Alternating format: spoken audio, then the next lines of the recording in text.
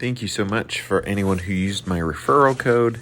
I used that to get these crossbars so I can get 2x4s and things from Home Depot without putting them inside the car, Christmas trees, etc. They slide to make themselves the right width for wherever you put them, whether it's an R1T or R1S. I also got these wall mounts that I'll show you later.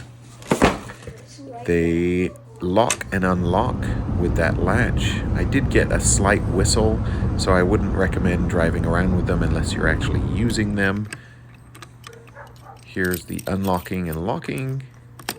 They are rated to 250 pounds driving load, 600 pounds static, so when you're not moving, for the rooftop tent, etc.